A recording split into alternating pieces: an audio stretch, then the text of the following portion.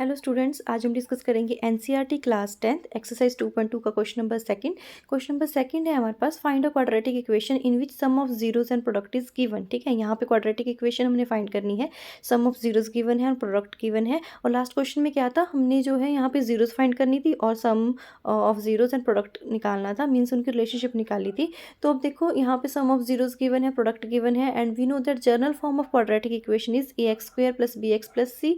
Now sum of zeros equal to alpha plus beta. Product of zeros is equal to alpha into beta, where alpha and beta are the zeros of a quadratic equation। ठीक है, alpha beta क्या है, quadratic equation की zero है, means वहाँ पे variable की ये वैल्यू है, जो दो वैल्यूज हमारे पास निकल के आती हैं।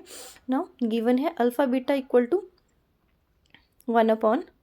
इसको यूज़ करके हमने वैल्यूज़ निकालनी है ए बी सी की। ठीक है, ए बी सी की वैल्यू निकालेंगे, वो जो है हम पुट कर देंगे, तो हमारे पास क्या बन जाएगी, quadratic equation which is equal to -b/c। नहीं है, यहाँ पे ए होगा, यहाँ पे गलती से मेरे से जो है सी लिखा हुआ है, बाद में मैंने करेक्ट भी किया है ये वीडियो में आगे।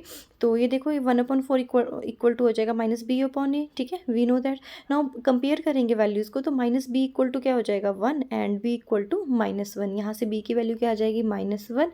Now also alpha into beta किसके इक्वल है, -1 के। -1 देखो मैंने यहाँ करेक्ट किया है, तो a की वैल्यू कितनी आई है यहाँ पे 4। ठीक है, c की वैल्यू नहीं थी, a की वैल्यू थी, कंपेयर करके। ठीक है, आमने सामने वाली वैल्यू को कंपेयर कर देना है, तो a की वैल्यू कितनी आ जाएगी 4।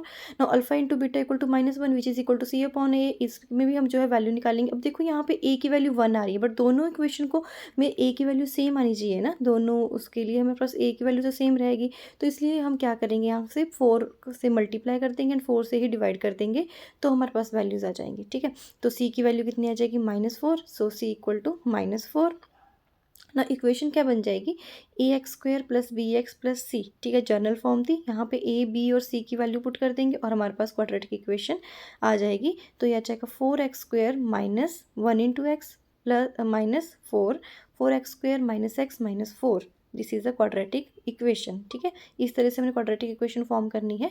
नाउ सेकंड इक्वेशन है, यहाँ पे सम ऑफ जीरोस गिवन है √2 and product of zeros given है 1/3। अब इन दोनों को यूज़ करके हमने a b एंड c की वैल्यू निकालनी है और क्वाड्रेटिक इक्वेशन में पुट करनी है। तो ये आ जाएगा alpha plus beta equal to -b/a। ठीक है, यही होता है sum of zero equal to -b/a। तो which is equal to √2 and alpha into beta किसके इक्वल है, c/a, and which is equal to given है 1/3। ठीक है, जहाँ पर डिनोमिनेटर नहीं है वहाँ हम 1 ले सकते हैं डिनोमिनेटर, तो -b/a इक्वल टू √2/1 ले सकते हैं। अब देखो, जो सेकंड इक्वेशन यहाँ पे a3 आ रहा है, तो हम फर्स्ट वाले में क्या कर देंगे, 3 से मल्टीप्लाई एंड डिवाइड कर देंगे, तो क्या बन जाएगी वैल्यू 3√2/3। एंड कंपेयर करेंगे तो a इक्वल टू 3 आ जाएगा and -b equal to 3√2 and b की वैल्यू कितनी आ जाएगी -3√2। ठीक है, माइनस वहाँ चला जाएगा एंड कंपेयर करके c की वैल्यू भी क्या आ जाएगी 1। ठीक है, तो ये वैल्यूज़ क्या बनी, ax² + bx + c।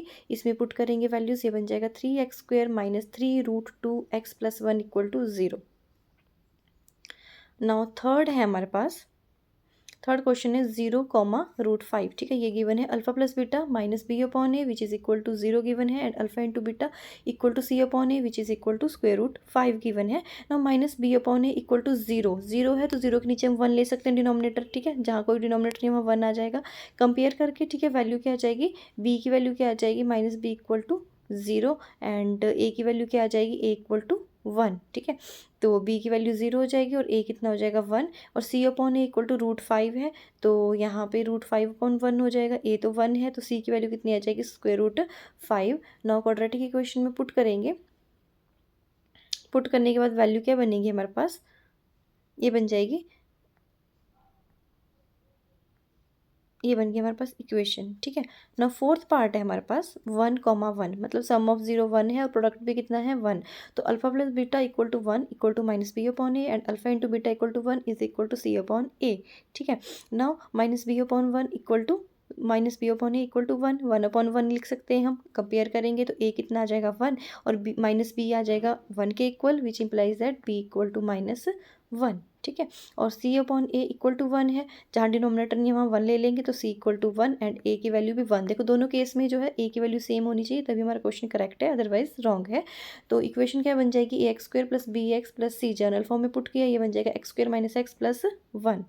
Now fifth part है हमारे पास, सम ऑफ जीरोस गिवन है -1/4 and product of zeros given है 1/4, ठीक है।